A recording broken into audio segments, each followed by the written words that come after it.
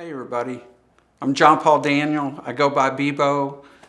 I was born in Tulsa, Oklahoma, moved to Memphis when I was 14, moved to Nashville in 1984, became a full-time artist in 2000.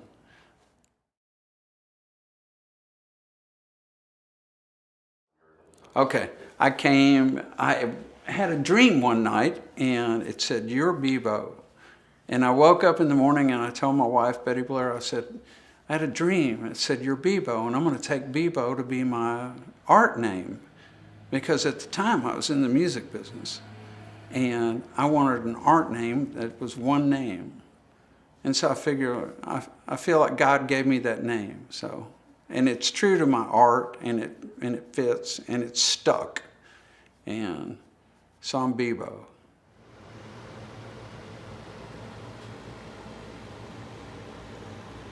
Okay, when I was a child, my mother was an artist. My uncle, her brother, Richard, Uncle Richard, he was an artist. Okay, and he painted everybody's windows for Christmas and really beautiful. But he also painted paintings. Now he was a tile setter, you know, he worked laying tile, but he was an artist. So I was always around, and my mother drew, and she could draw pictures and stuff.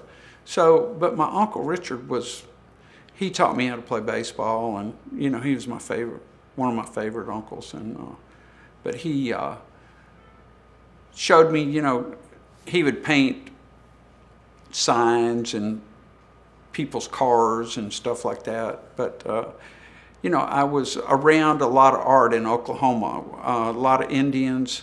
We would go to powwows. My dad took photographs. He was a photographer. And we did a lot of Indian powwows on Sunday afternoon and stuff like that around there where they dance and have music and stuff. But, you know, I think that I've often thought about that in my mind, the beautiful colors that the beading and the outfits and they made art. You know, shields and masks and all kinds of stuff. And I grew up in the shadow of Gilcrease Museum in Tulsa, which we would go up there all the time. And Gilcrease is one of prominent Western art museums, and they have a great collection of all kinds of stuff. And I remember being a kid looking at that, thinking how beautiful the wood was. There was wood carvings and stuff. And I was very influenced by the Native American Indians in Oklahoma. So I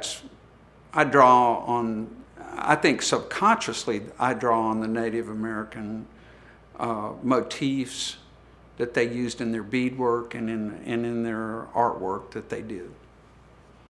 Let me tell you about my music career. I started playing when I was a kid. Both my mother and my daddy played music, and we just, you know, growing up in the church, we were always singing and playing, and my dad played semi-professionally and professionally, and music was a big center point in my household. So, and I learned how to write songs, and I got a gift of being able to creativity, writing songs, and it just came, and then just developed that through the years, and wound up in Nashville and worked for Warner Chappell, and, you know, got many cuts and had a great career. And during that time, had befriended Howard Finster down in Summerville, Georgia, the Georgia folk artist. And so I started doing folk art. And he encouraged me to do that. And then we'd play music together. Howard played banjo. And anyway,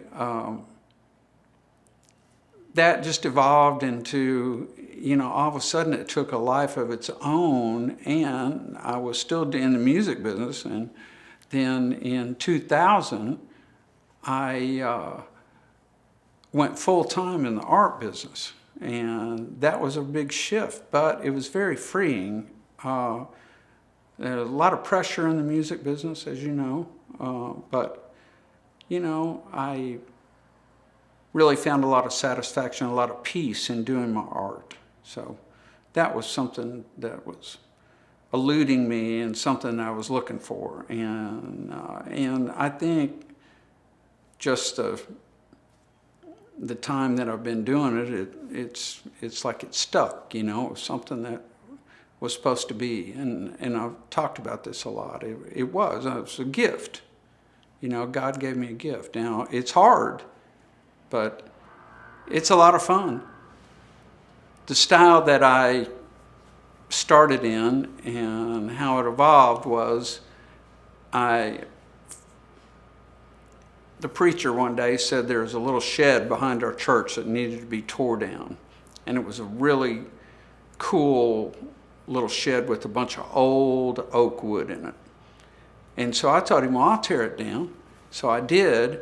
And then I started making these big pieces, 15 feet, 12, 15 feet, these kind of, I was using a hammer and a hatchet at the time.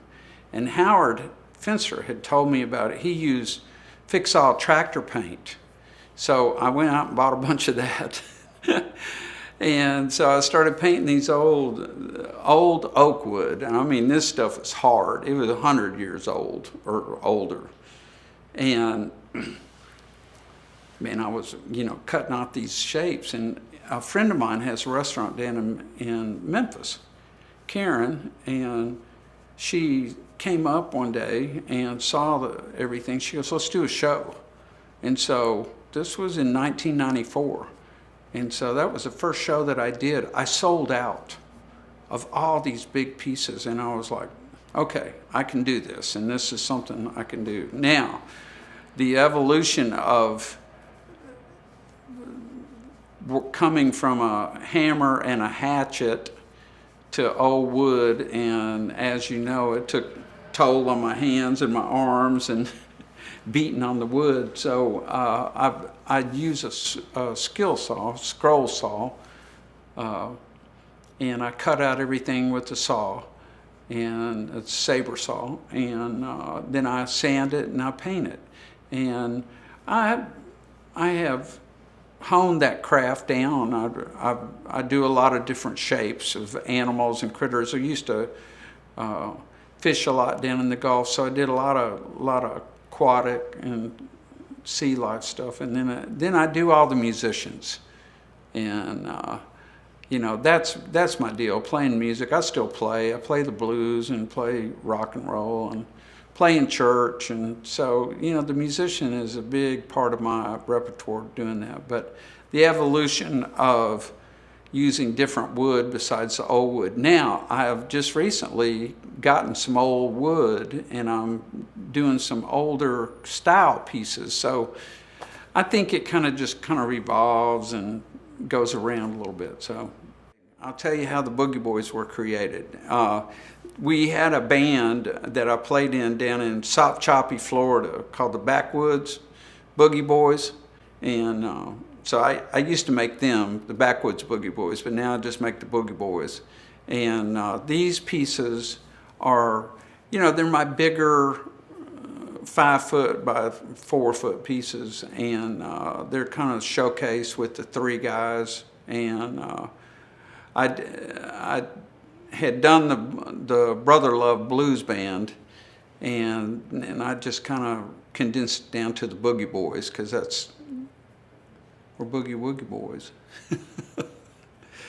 And they're fun. I love to do them, but man, it's you know, you got to have a lot of space to get back and look at it and make sure the continuity of it is all good, and composition, and, you know, the color coordinated and everything. It's a lot. So I don't make matter of fact, I don't make as many of these as I'd like to. Just pretty much make the single ones. But people buy 2 or 3 of them and put them up, you know, so after they see these. So, but it's good. It's a lot of fun. I enjoy making it. Makes me laugh.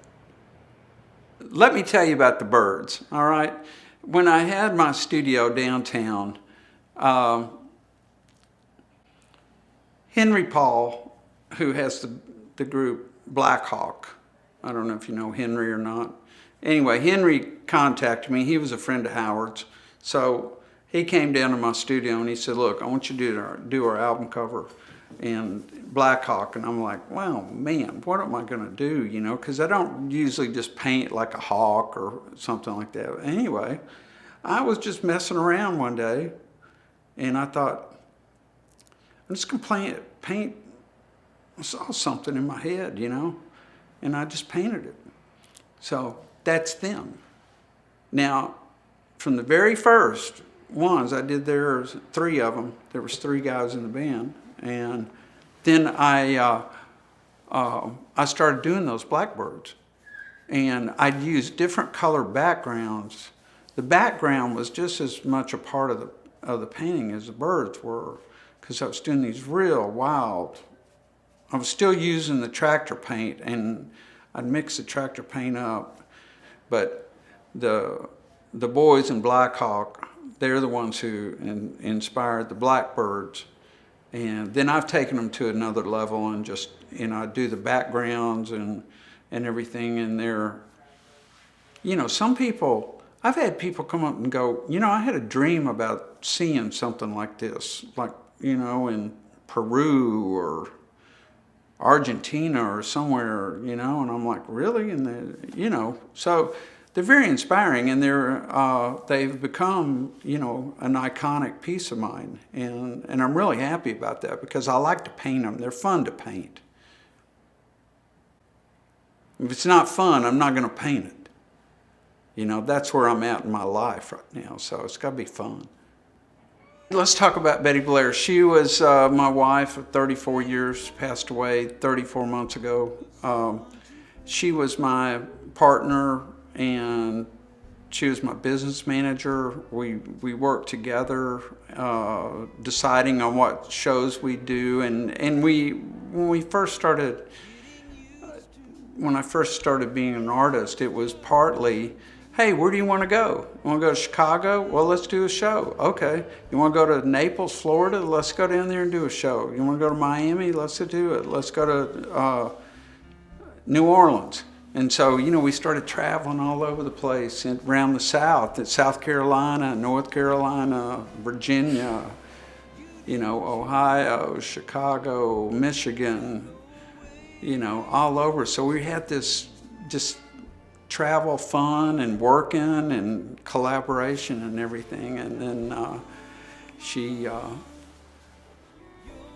and I'm doing all that myself now. And as you know, it's a lot of work, but I'm real blessed to be able to go down to New Orleans and work, and in Lafayette and all around where I go, Kentucky and different places. So, you know, I feel good about that. I've had to learn how to manage everything, and so consequently I haven't been able to make as much art, but I sure am glad to hook up with Art Beat Gallery, you know, and you guys have been fabulous, and we're really selling a lot of stuff out of here, and I'm really happy about that. And that's part of my goal, was to find somebody in Nashville to help me out a little bit, and so I wouldn't have to do so many shows. And you know, that's part of it. But I'm still making a lot of art, you know. I like it. I was laughing yesterday about making art. So I found some old wood, and I made these snakes, and I just started laughing that, you know, an old piece of wood, and you can just take it, and all of a sudden there's new life in this old piece of wood, you know. And it was just, I don't know, it just made me, it's like new life inside of me, you know, is coming on, you know. It's when you're with somebody for a long time, and you get a big hole in you, and things are getting a little better. Things are getting a little better. Life's getting a little better. So, happy about that.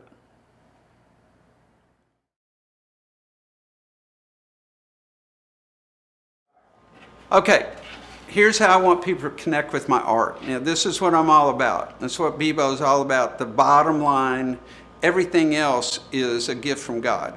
This is a great commandment. Okay, love God with all your heart, soul, mind, and strength. Love your neighbor as yourself. Okay, that's what I am all about. Bottom line. That's what God's got me doing. And also, how about this one? The fruit of the Spirit. Love, joy, peace, patience, kindness, goodness, faithfulness, gentleness, and self-control. That's my second main thing that I want people to see. Then we go to the Boogie Boys. So, and all the creatures that God makes. I am all about love, peace and love, and love your neighbor as yourself. Now that means we got to love ourselves. We got to figure out how to do that. That's a lifelong process for me, and it's something that I share from the bottom of my heart, and that's my main objective. Is to let people read this. Hopefully, we'll have a better world. People can love each other more. And that means you got to love yourself more. So that's a daily work in progress for myself. And I love y'all. Thanks.